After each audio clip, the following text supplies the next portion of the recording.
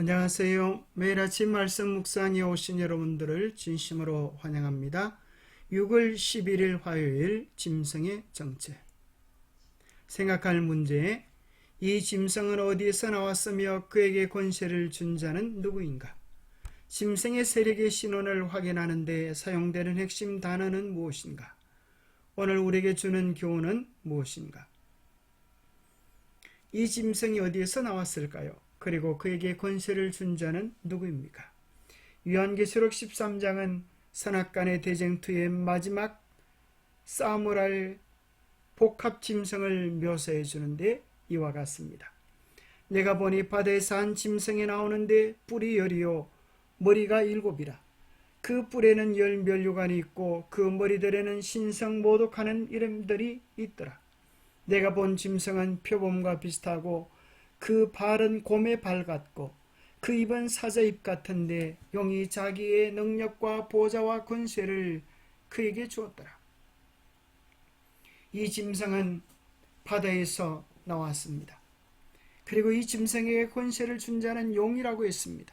성경에서 용은 사단 마귀를 나타냅니다. 그리고 이 짐승의 정체를 가만히 살펴보면 다니엘서 7장에 나와 있던 짐승들의 연합체임을 발견하게 됩니다. 다니엘서 7장에는 사자, 곰, 표범, 10뿔 짐승이 나오는데 여기에 보면 사자의 입 같고 곰의 발 같고 모양은 표범 같고 10뿔이 있다라고 표현해 주면서 다니엘서 7장에 나왔던 그 짐승의 복합체임을 발견하게 됩니다. 사자의 입, 그것은 바벨론을 상징하고 곰의 발, 그것은 메데 페르시아, 표범 모양의 짐승은 그리스, 그 다음에 10뿔은 로마로 상징되었던 바벨론, 메데 페르시아, 그리스, 로마, 유럽의 최고의 주도권을 잡았던 제국들임을 역사 속에서 우리는 확인하게 되는 것입니다. 그러면서 이 네 가지 나라의 장점을 가지고 나타난 이것은 다니엘서 7장에서 그대로 있었던 사건이 계시록 13장으로 연결되어지는 것을 발견하게 됩니다. 다니엘 7장에서 생명이 보존되어 계시록 13장에서 죽게 되었던 상처가 났고 큰 말하는 입이 참남된 말하는 입이고 동료보다 모양이 강한데 계시록에서는 누가 이 짐승과 같으냐? 성도들과 싸워 이기고 똑같이 성도들과 싸워 이기고 지극히 높으신 자 하나님을 대적하고 하나님을 회방하고 한 때와 두 때 반때 3년 반이 계시록 13장 5절에는 42달로 나타나면서 똑같은 짐승임을 발견하게 됩니다. 사자의 입처럼 그들은 바벨론 가운데서 우상 숭배와 거짓 성소 제도를 가져왔습니다. 베드로 대성당에는 395개의 성상이 만들어져 있습니다. 그리고 그들은 우상을 숭배하기 위하여 하나님의 두 번째 계명마저 삭제해 버리고 말았습니다. 메데 페르시아를 통하여서 일요일 준수와 태양 숭배 제도를 가지고 왔습니다. 그리스의 철학 헬레니즘 속에서 그들은 이원론을 도입하여서 스콜라 철학을 도입하여서 기독교와 결합시켜서 교회의 통일적 세계관을 정립시킵니다. 그리고 로마의 법부행정 조직을 그대로 가지고 와서 로마 행정 조직을 그대로 물러받아 동일한 형태를 가지고 있음을 발견하게 됩니다. 계시록에서 용은 주로 사탄을 말합니다. 계시록 12장 3절에서 5절에 따르면 용은 아기가 태어나면 그 사내 아이를 멸망시키려 했지만 아이는 후에 하나님 앞과 그 보좌 앞으로 올려갔습니다. 그리스도를 멸망시키려 한 것은 이교 로마를 통해 활동하는 마귀였습니다. 하나님과 인류의 대적 마귀는 자신의 목적을 달성하기 위해 정치, 종교 제도를 통해 활동하였고 결국은 로마 군인들을 통하여 예수님의 십자가에 못 박히게 되었습니다. 로마는 제국의 수도를 콘스탄티노플로 옮기면서 콘스탄티누스는 로마의 주교가 지상의 모든 사람 위에 그리고 하늘의 하나님 위에 자신을 높일 수 있는 길을 열어주었습니다. 교황 때는 다름 아닌 로마 제국의 무덤 위에 왕관을 쓰고 앉아있는 죽은 로마 제국의 유령이다라고 그렇게 역사학자는 평가하고 있습니다. 짐승의 세력을 다시 확인하는 데 사용되는 핵심 단어를 우리는 발견하게 되는데, 그 단어는 신성모독과 하나님을 향하여 회방하는 그의 이름과 이름입니다. 이름과 그의 장막, 곧 하늘에 사는 자들을 비방하는 자입니다. 이 엄청난 세력은 신성모독을 하는 것입니다. 특별히 요한복음 10장과 누가복음 5장에 보면 신성모독의 두 가지 예를 듭니다.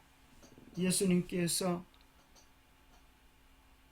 지붕을 뚫고 내려온 병자를 향하여서 소자야 안심하라 네 죄의 사함을 받았느니라 라고 말을 할 때에 거기 있던 유대 종교 지도자들이 참남하다고 이야기했습니다. 사람이 다른 사람의 죄를 용서해 줄 수 있다고 하는 것은 참남되다는 것입니다. 그러나 예수님은 참남되지 아니하신 이유는 예수님은 하나님이시고 우리의 죄 용서를 위하여 값을 지불해 주실 분이기 때문입니다. 요한복음 10장에 보면 나와 아버지는 하나이니라 라고 말씀하시면서 예수님의 신분을 이야기하셨습니다. 예수님께는 정말 신성모독이 아니었지만 예수님 외에 다른 누군가가 하나님 행세를 하거나 하나님이라고 주장하면 그것은 마땅히 신성모독이 되는 것입니다. 로마 교황청에는 성경이 신성모독이라고 가르치는 두 가지 독특한 교리가 있습니다. 사제들에게 죄를 용서할 권세가 있다는 것과 교황이 지상에서 하나님의 자리를 대신한다는 주장이 바로 그것입니다. 고해 성사란 무엇인가? 고해 성사란 사제가 하나님을 대신하여 죄를 사해주는 성례이다. 사제는 참으로 죄들을 사하는가 아니면 죄들이 사해졌다고 선언하는 것뿐인가? 사제는 그리스도에 의하여 그에게 부여된 권세로서 죄들을 실제로 참으로 사한다. 고해 성사에서 누가 죄를 사하는 권세를 가졌는가? 가톨릭 교회의 감독들과 사제들에게 유임이 되었다. 그들은 고해 성사를 통하여서 사람들의 죄를 사할 수 있는 권세를 가졌다라고 그렇게 이야기합니다. 여가사전에 교황을 뜻하는 이 단어는 아버지라는 뜻입니다. 신부를 영어로 father, 아버지라고 합니다. 신부, 그것은 하나님 아버지라는 의미를 가지고 있습니다. 국어사전에도 신부라고 하는 말의 뜻, 그것은 가톨릭에서 사제 서품을 받은 성직자를 일컫는 말인데, 한문으로 보면 하나님 신자 아비부자 하나님 아버지라고 하는 참남된 의미를 가지고 있음을 영어를 통해서도 한문을 통해서도 그 의미를 확인하게 되는 것입니다. 영감의 교훈입니다.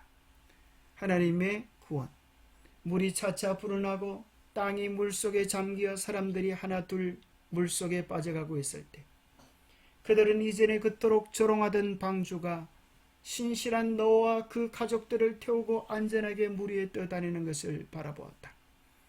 그와 마찬가지로 나는 다가올 그분의 진노를 성실하게 경고하던 하나님의 백성들이 구원받을 것을 보았다.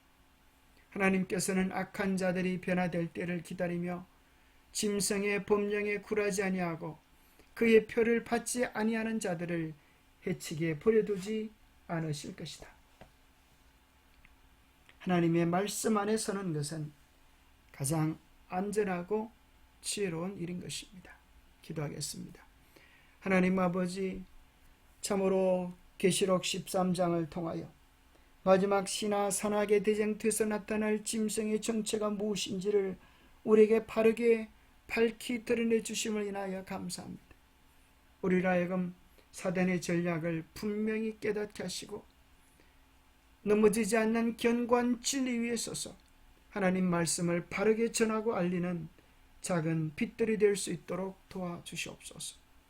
우리로 하여금 정말 새 천사들처럼 이 기비를 외쳐서 죽어가는 많은 사람들을, 바벨론 가운데 있는 백성들을 인도하여 낼 수 있도록 축복하여 주시옵기를 우리 주 예수 그리스도 이름 모자하여 간절히 간구하옵나이다. 바른 성경 연구를 통하여 바르게 말씀을 예언을 이해하고 사람들을 바른 길, 생명의 길로 인도하는 우리 모두가 되기를 축복합니다. 감사합니다.